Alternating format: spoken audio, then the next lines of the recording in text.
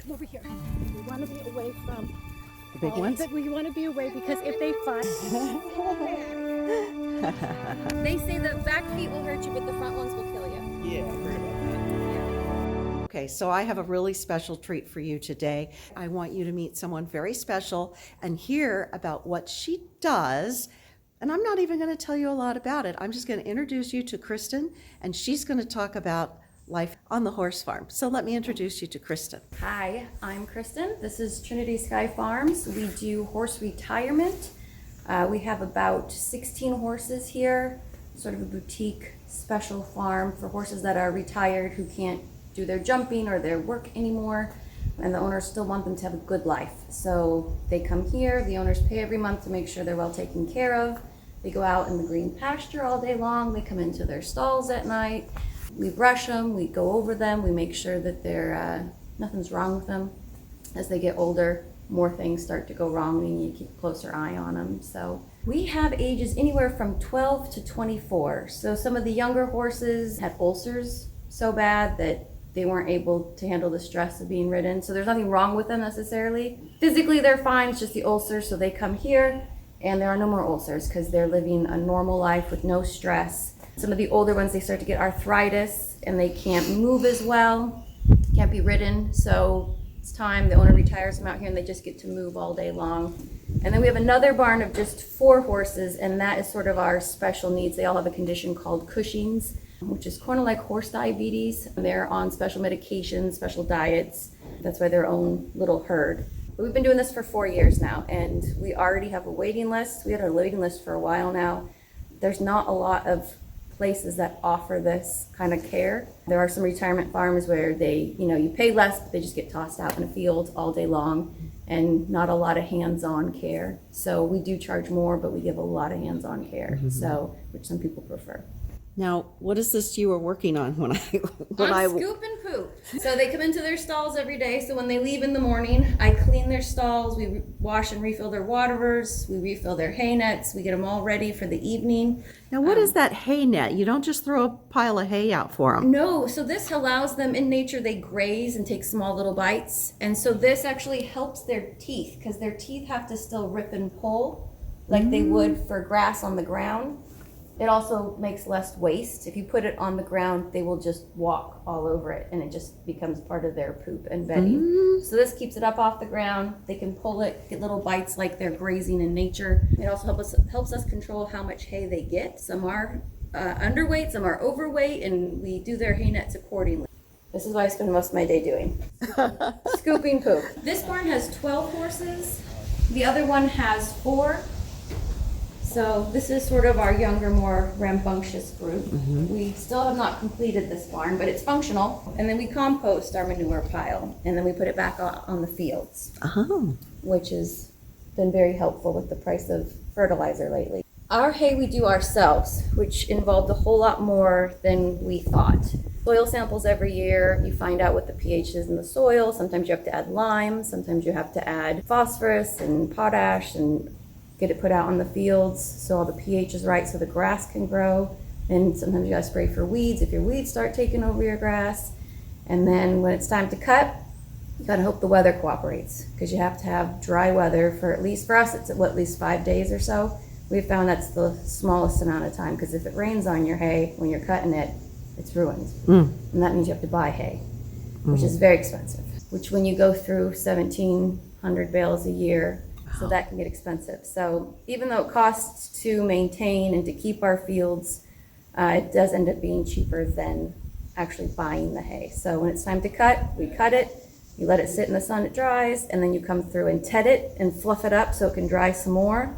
And then once it's dry enough, you go through and rake it, or you put it into rows, big windrows. And then the baler comes through and sucks up the windrows and puts it into bales for you. And then you gotta get the bales off the field. Whole process. It's a whole process we were not planning on, but we learned a lot the hard way, but now we know. So, but it's nice because we have control over what the horses eat.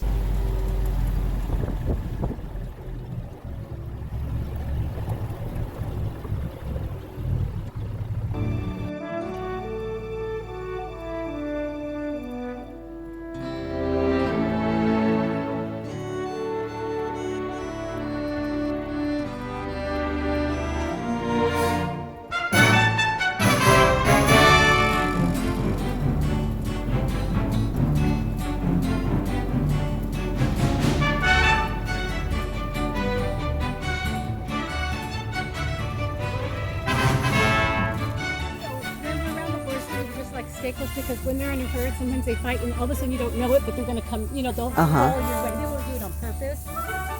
Hi, girl. Hi, girl. What do you do?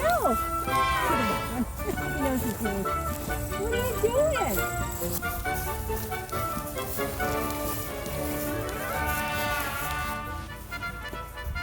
Hi.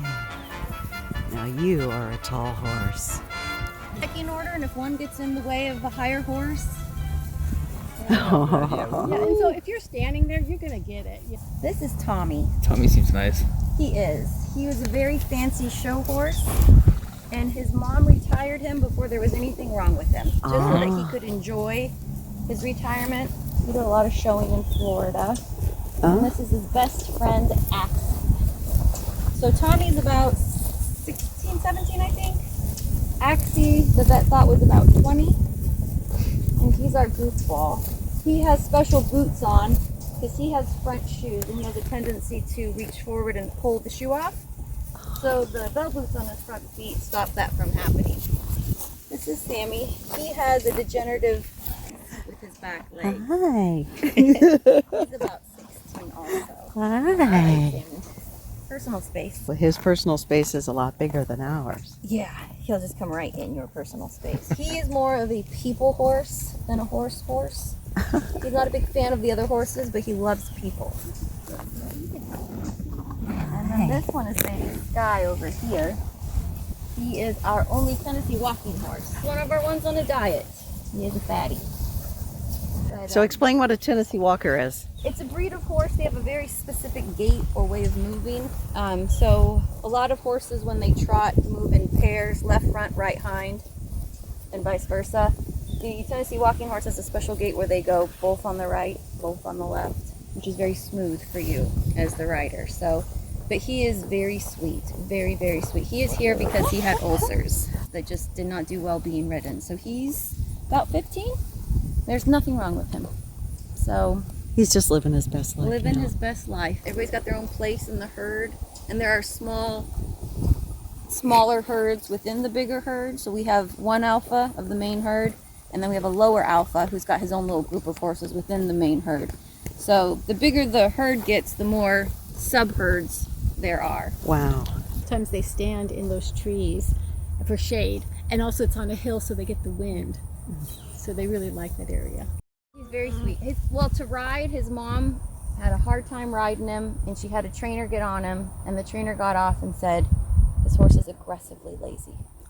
This sounds like my kind of horse. Does not want to do anything. That's funny. That was the funniest thing I'd ever heard. He just likes to meander, to eat, hangs out.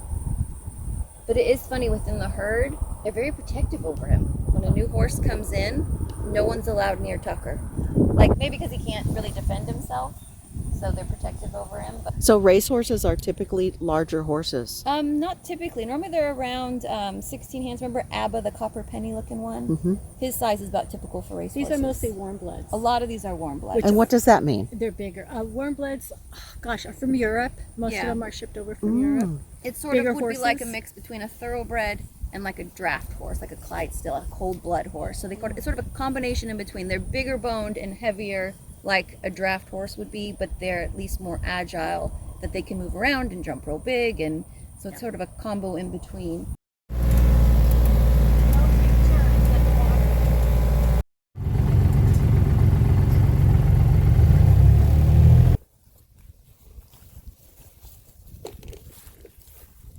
So this is our special needs herd. We have Cushings. This is Londo. He is 25, and was quite a big deal in his day. And he's got no upper teeth. He Aww. has a condition called EORTH, where their teeth end up falling out, and it can be really painful. But he has a girlfriend now, Miss Olive over there. That's his girlfriend. She's the same age as him, and they're inseparable. And then we've got the other two. Dreamy, he has an eye condition. He's blind in one eye, so he has that visor. He can still see through it like a screen, a mesh screen, but it keeps the sun out of his eyes.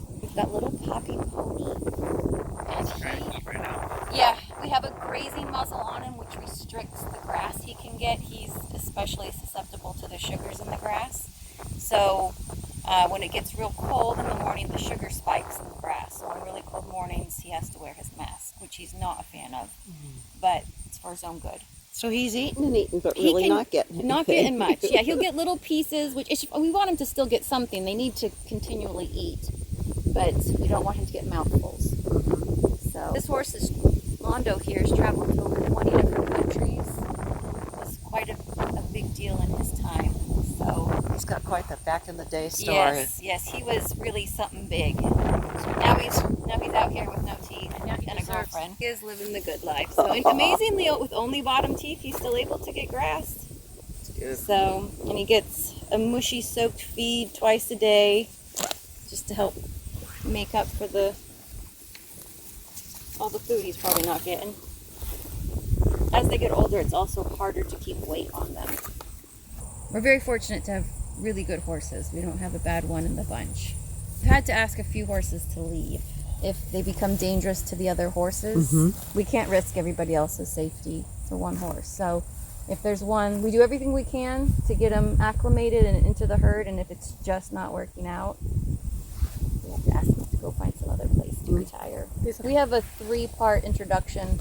A lot of these are show horses, so they've spent their whole life locked in a box stall and they have no social skills. So part of it is getting them used to being in a herd, the social skills. Part of it is diet, getting them adjusted to the grass. You have to do it very slowly or it can cause serious health concerns for them. And then the other one is large open spaces. A lot of them have never been loose in large open spaces. So this smaller pasture over here is our introductory pasture.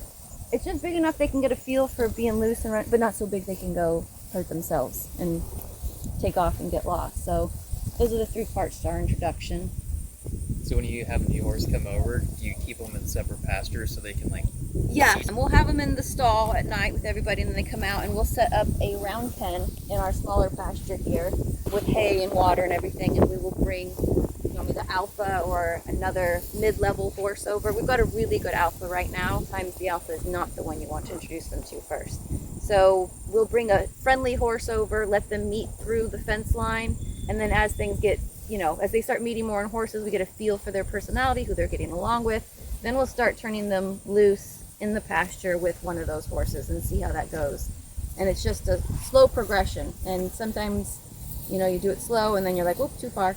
And, you just take a step back or realize they don't get along with a certain horse. So, but it can take anywhere. We had our fastest introduction was Tucker because he was already on grass.